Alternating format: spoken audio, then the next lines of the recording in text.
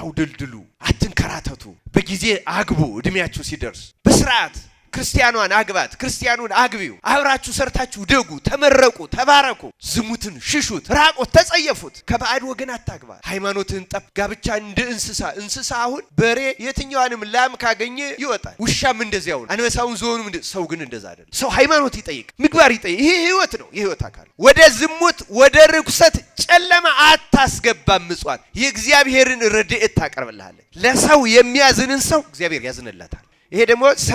የሰራተኛ ደሞዝ አታሰንብቱ አታሳድር ስጠው ደሃውን በላቡ ወጥቶ ደክሞ ሰርቶ ካገለገለ በኋላ ለምን ገንዘቡን ነገ ከነገ ወዲያ ለምን ትለዋለህ አንዳንዱ ሰው በዚህም ኪዳነ ምሕረት ይመጣል በዚህ ሩፋኤል ይመጣል በዚያ ደግሞ ጠንቋይ የሚሄድ ሰው አለ እንደዚህ እኩል የሚያደርግ አትርገማት ሀገርህ እዚህ ሀገር ተፈጥሬ አትበል ሀገርህንማ ገነት አስመስሎ ነው የሰጠህ እኛው ራሳችን ከፍተን ነው የከፋችብን ደም አፈሰስንባት መሬቱ እህል በረከት እንዳይሰጥ ከለከለ ክፋት ዘራንባት እሾሃሜ ካላ ታብቅልብህ እንዳለው ለአዳም ዛሬም እሾሃሜ ካላ ምትሆነው በኃጢአታችን ምክንያት ብቻ ነው ምጽዋትም በመጸወት ጊዜ በገንዘብህ አትዘን በኋላ አንድ ነገር ሲቸግርህ